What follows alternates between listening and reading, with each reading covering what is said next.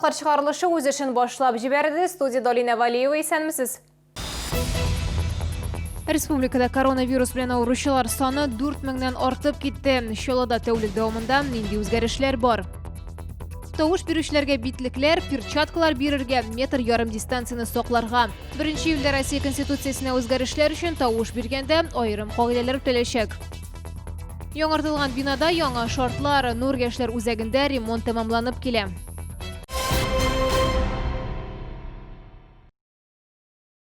Узган тәүлектә Татарстанда COVID-19 белән зарарлануның 43 яңа очрагы ачыкланган дип хәбәр итә коронавируска каршы көрәш буенча республика штабы.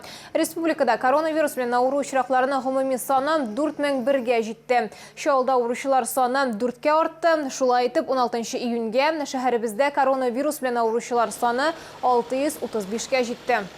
1 июль Россия Федерациясы Конституциясына төзәтмәләр буенча тавыш бирү көне бу уңайдан Роспотребнадзор хезмәткәрләре тавыш бирүчеләр өчен кагыйдәләр әзерләде. Шулай итеп, сайлау участокларына килгән һәр гражданинга битлекләр, перчаткалар, ручкалар өләшәчәкләр һәм тән температурасын үлчәячәкләр.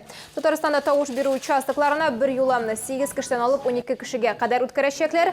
Татарстан Республикасының үзәк сайлау комиссиясе җитәкчесе Андрей Кондратьев хәбәр иткәнчә, ара калдыруны түгел үтәү өчен 1,5 метр ераклыктан тамгалар булдырылачак.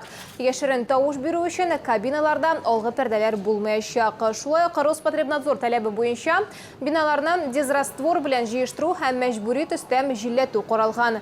Тагын бер яңалык, тавыш бирүдә катнашучы паспортны сайлау комиссиясе әгъзасына тапшыра алмый, ул аны ачып күрсәтергә генә тиеш булачак, дип әйтеп үтте Кондратьев. Шалыш мәкәрләре белән очрашу ачык ишекләр көне уңайнан 18 июнь көнне Роспотребнадзор хезмәткәрләре шалыш мәкәрләре белән очрашачак һәм консультация уздырачак. Чара Яр-Чаллы шәһәре, Низамеддинов урамы 14-нче йорт адресы буенча узачак. COVID-19 таралуын кисәтү максатыннан кабул итү алдан язылу буенча белешмәләр өчен телефон 8552 32 06 07. Татарстан хөкүмәте йортында җәйге каникул вакытында балалар имгәнүен кисәтү буенча чаралар турында брифинг узды. Республикада ел башыннан бирле балалар шуклыгы аркасында 6 янгын чыккан. Ел саен республикадагы янгыннардан якынча 8 бала һәлак була, 23 бала имгәнә. Янгында балалар һәлак булуының төп сәбәбе сабыйларның ут белән шаяруы, мәсәлән, шырпы, зажигалкалар белән уйнау. Моннан тыш балаларны караучысыз калдырганда да янгыннар еш була. Быелгы янгыннарда 2 бала һәлак булган, 8-е яраланган. 2 янгында шәхси йортта булган.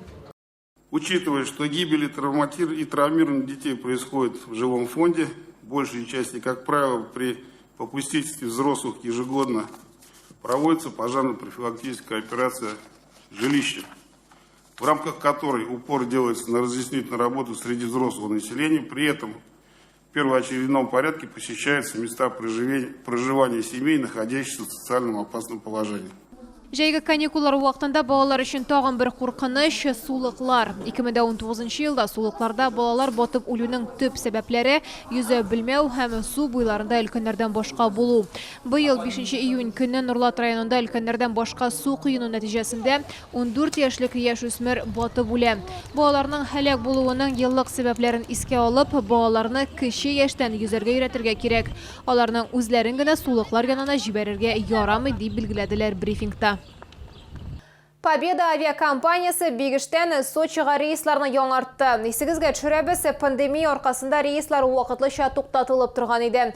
Хәзер Бигештән Кара диңгез башкаласыннан турдан-туры очышлар атнага 4 рейс белән башкарылачак. Очышлар 189 урынлы уңайлы заманча Boeing 737-800 лайнерларында гамәлгә ашырыла. Расписание белән аэропортның рәсми сайтында танышырга мөмкин. 22 июньнән 27-сенә кадәр Россиядә ерак арага йөри торган поездларда ташлама белән йөреп булачак. Бу хакта Горький тимер юлының Казан төбәге матбугат хезмәте хәбәр итә. 60 яшьтән өлкәнрәк поезд пассажирлары купе вагоннарына 20% ташлама белән билет сатып алырга мөмкин. Акция шартлары буенча оештырылган пассажирлар төркемнәре өчен билетлар сатып алып, балалар тарифы буенча юл йөрү документларын рәсмиләштереп булмый.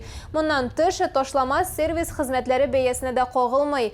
Поездга утырту пассажирның яшен раслаучы документ күрсәткәндә башкарыла. Tanınmaslıq bina Nur Yaşlar üzerinde tüzüklendiriu işlerinin soңғы etapı bora. İşler renovasiya proyekti kısalarında boşkarıla. Binaga özgärişler arxitektorlar komandası tarafından kirtilgen hem Respublika Prezidenti Rüstem Minnihanov tarafından hoplangan. Толырак алдағы сюжетта. Ремонт эшләре тамамланганнан соң беренче катта тавыш яздыру, матурлык, фото һәм видео класслары барлыкка киләчәк. Бирдә беренче тапкыр ял итү зонасы да ясарга планлаштыралар. Хәзерге вакытта монда буш стеналар, әмма бик тиздә монда каһвәханә ачылачак. Шунда аз сызыкларга кирәк. Монда бина Чаллыда беренче тапкыр ачыла. Монда килгән һәр кеше каһвә эчә, шулай ук проблемалардан ял итә ала һәм очрашулар үткәрә алачак.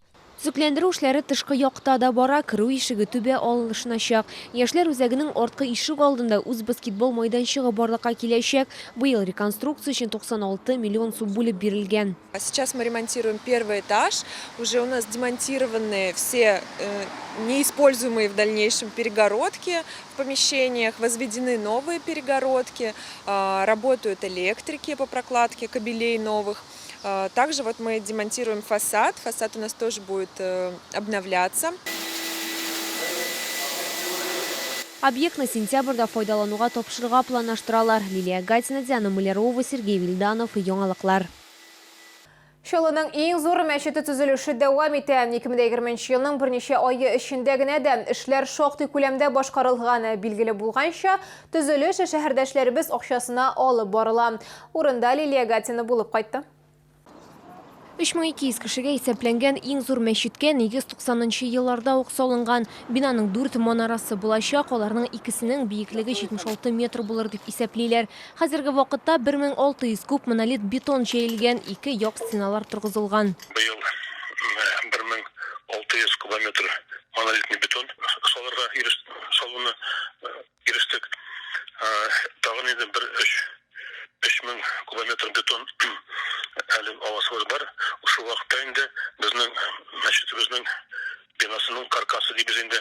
Төзелеш эшләре берничә тапкыр бүленеп торды. 2020 елның 5 айы эчендә мәчет төзелешенә 17 миллион сум акча җыелган.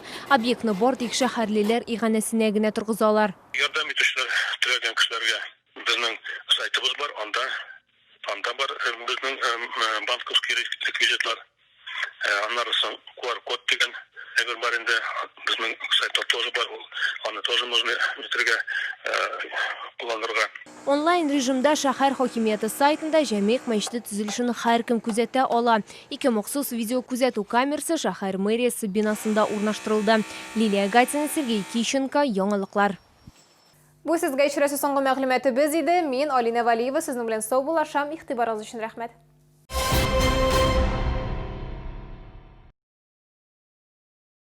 Центр глазной хирургии Елабуга. Новейшее хирургическое оборудование. Операции выполняет врач высшей категории, кандидат медицинских наук, офтальмохирург с 25-летним опытом работы в ведущих клиниках Казани Алексей Расческов. Адрес Елабуга, улица Автомобилистов, 4. Комфортное лечение зубов по доступным ценам. Стоматология «Улыбка». 39 23 23. Лечение простатита и аденомы. Прием ведет врач высшей категории, кандидат медицинских наук. Урологический центр «Урамед». Звоните 49 22 10.